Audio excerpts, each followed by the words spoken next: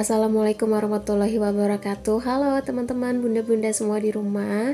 Gimana nih kabarnya? Semoga selalu dalam keadaan sehat ya. Aku berharap kita semua selalu dalam lindungan Allah Subhanahu wa taala. Amin amin ya robbal alamin.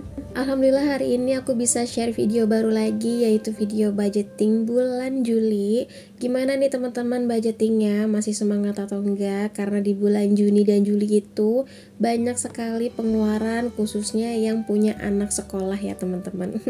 Alhamdulillah karena anak aku masih umur 2 tahun, jadi belum ngerasain nih pusingnya biaya sekolah. Nah maka dari itu harus dipersiapkan dari sekarang ya.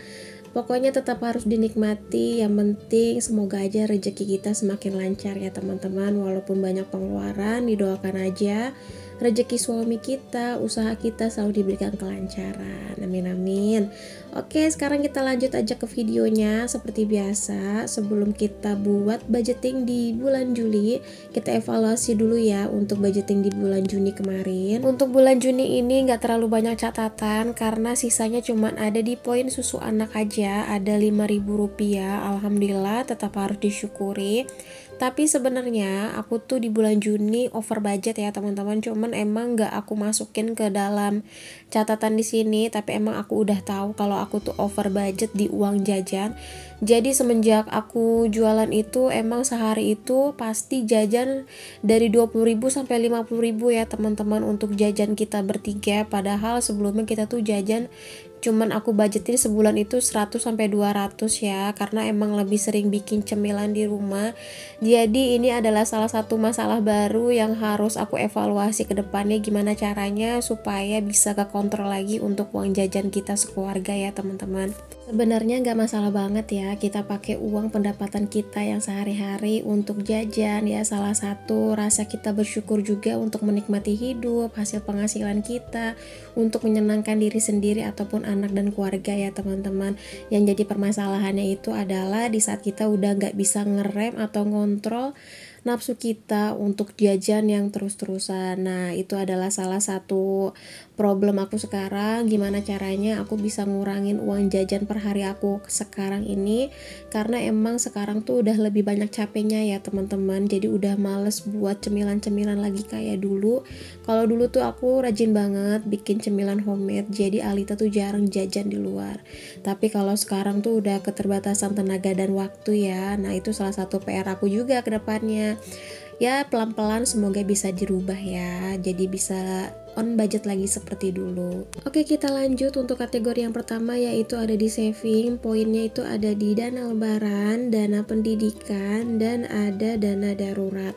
Untuk dana lebaran di sini aku isi 100.000 dulu, dan untuk pendidikan anak TK, untuk sekolah masuk TK Alita nanti seperti biasa aku selalu budgetin itu 250.000 ya teman-teman. Untuk dana darurat kebetulan kemarin sempat kepake semuanya.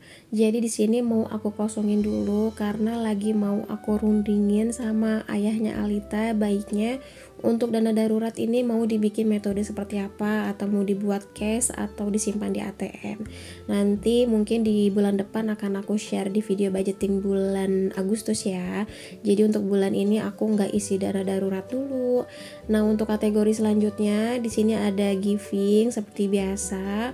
Untuk sedekah dan orang tua di sini aku kosongkan aja. Kenapa dikosongin? Selain karena ini salah satu hal yang personal dan tidak dapat izin juga ya teman-teman dari Pak suami untuk share tentang giving ini ke sosial media untuk konten YouTube aku. Kata Pak Su, nggak semua hal harus di share di dalam video ini. Jadi semoga teman-teman bisa mengerti ya dan bisa menghargai pendapat kita masing-masing walaupun kita berbeda pendapat.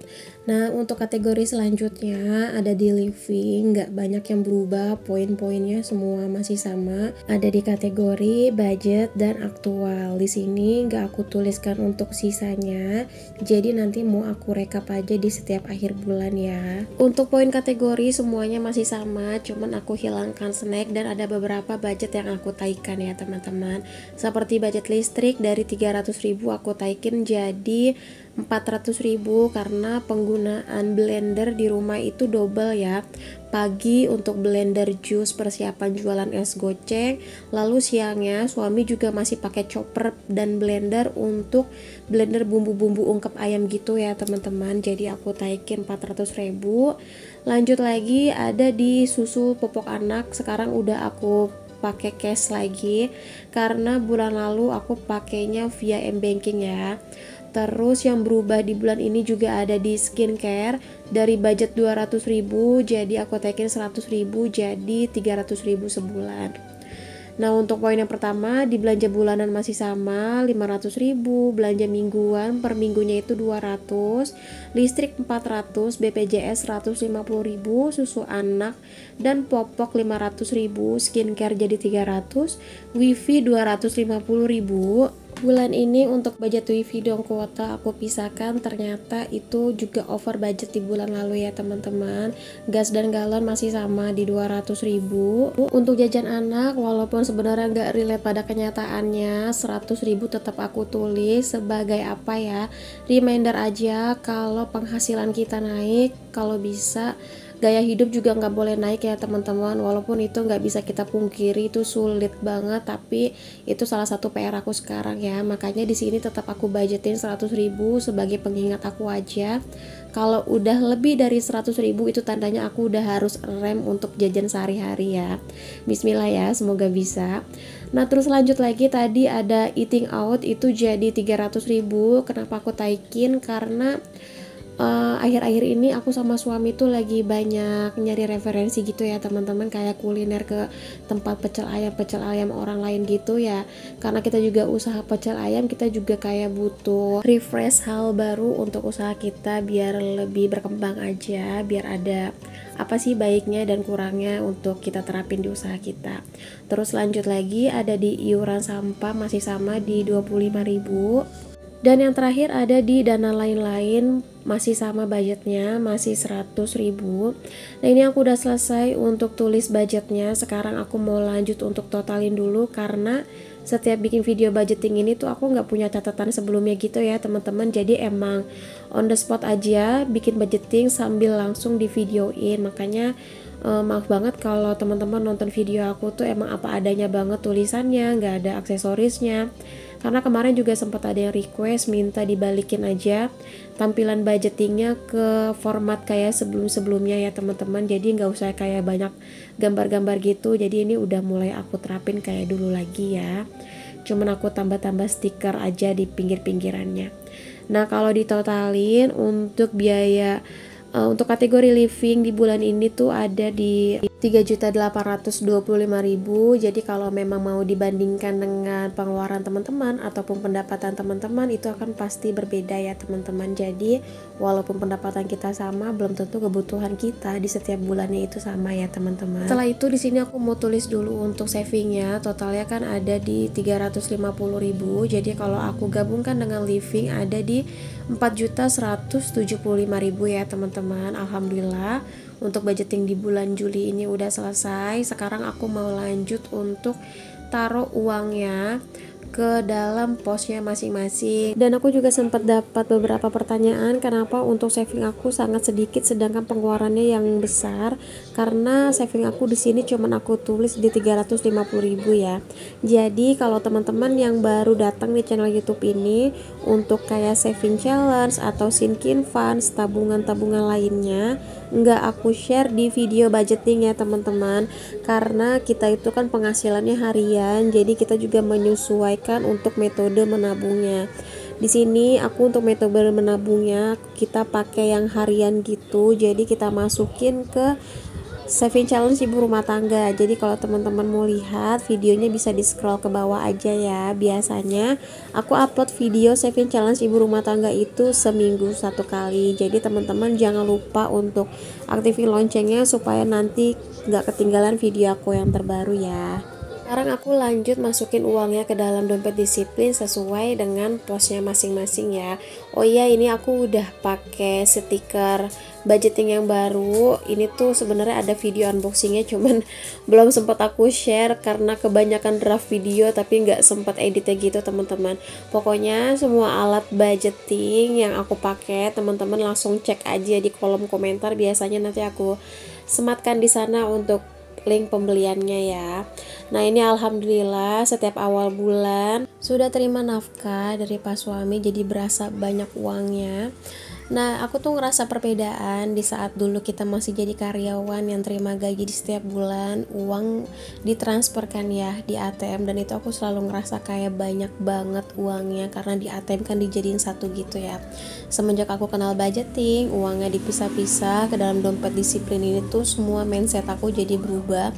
Jadi aku ngerasa kok uangnya ternyata udah habis untuk keperluan ini, keperluan itu, dan kita nggak berani pakai untuk uang yang memang bukan budget yang kita posin gitu ya. Nah ini salah satu upaya juga nih buat menghemat keuangan rumah tangga dengan metode menggunakan cash dari dompet disiplin ini. Jadi udah nggak ada lagi ngerasa kaya di awal bulan karena semua uang udah kita amanin ke dalam dompet disiplin seperti ini ya teman-teman. Nah ini alhamdulillah aku udah selesai masukin uang ke dalam posnya masing-masing. Ada beberapa yang nggak aku kelola menggunakan cash ya.